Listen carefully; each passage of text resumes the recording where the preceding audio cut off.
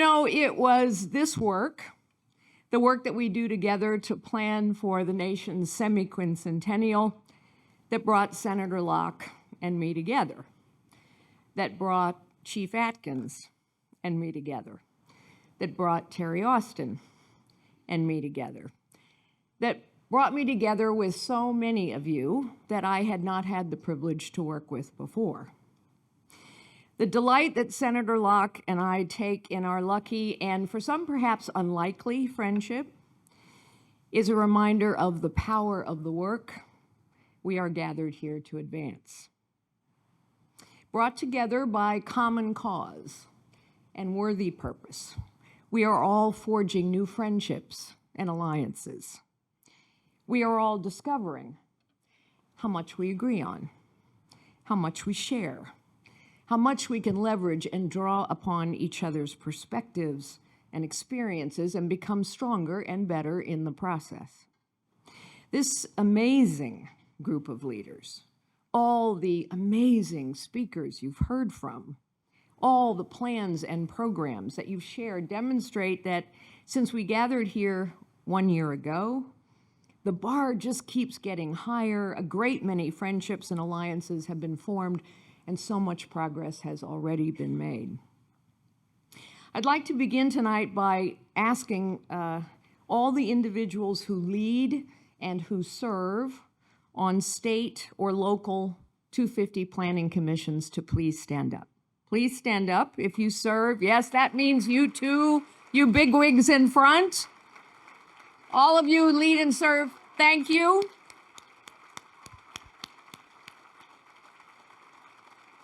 And I'd also like to recognize all of those who are here leading and representing our important historic homes, museums, institutions that further civic engagement, and those that protect and preserve our art, culture, and history. Please also stand.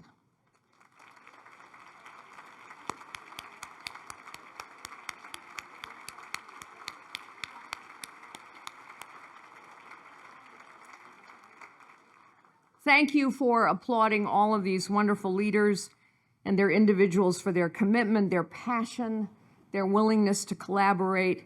They have done such great work in the past year and will continue to work together in the coming year. Last year, as we gathered about this time for the first time, we spoke about our unique opportunity and responsibility to come together in every state and across the nation. We spoke about the need to tell the whole story of our complex history, not to divide, but rather to unite in a shared understanding of who we are and how we came to be. We said that only in telling our entire history can our history belong to everyone. And only when we understand how our history belongs to us all can we each play our part in helping to form a more perfect union. We said we must celebrate together the intoxicating idea of freedom and the unique promise of this nation.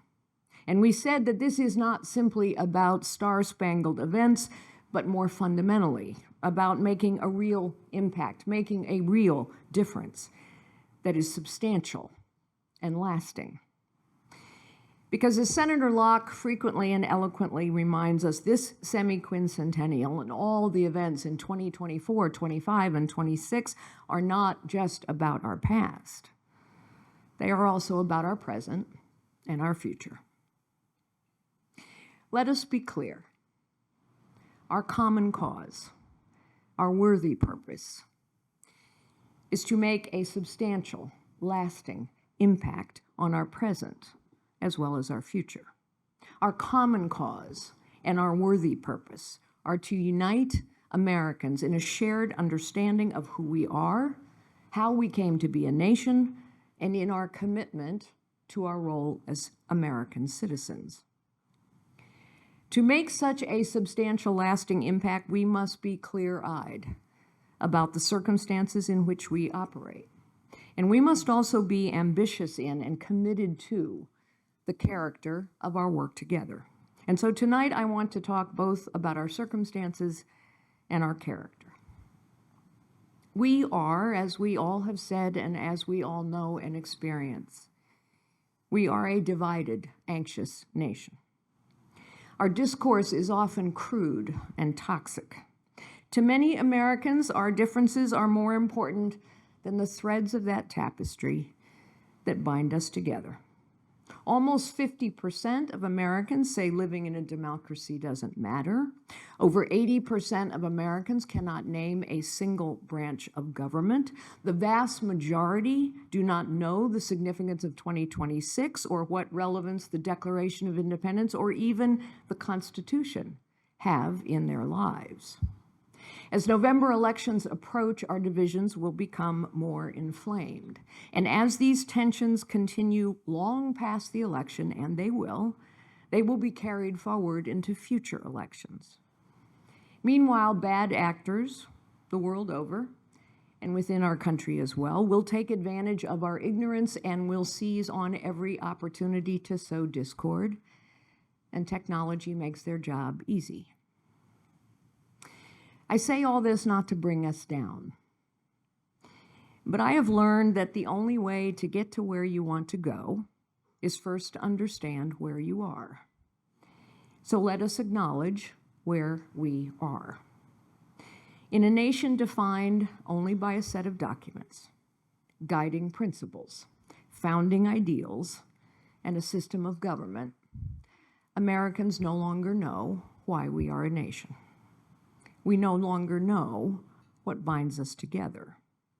We do not know who we are or where we come from. To change this current reality is our opportunity. To change this current reality is our legacy.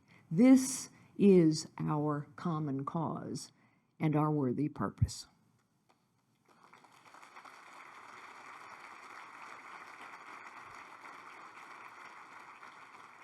To succeed at such an ambitious undertaking will require steadfast character, and character is defined both by what we do and how we do it. So let us speak of our character and the character of our work together. What must we do? Whenever any of our families gather for a special occasion, the same thing always happens. Doesn't matter who we are, where we come from. After we share and laugh and maybe complain and maybe gossip about the present, and after we dream or speculate about the future, we inevitably begin to tell the stories of our family's past. And we tell the stories of those who came before us and what their lives mean to us. Why do we do this? Because we realize at our core that unless we know who we are and where we come from, we do not know who we are. And when we do not know who we are more afraid to face our future. And what is true of a person is true of a family, is true of a community, and it is true of our nation. We do not know who we are, and so we are more afraid of our future.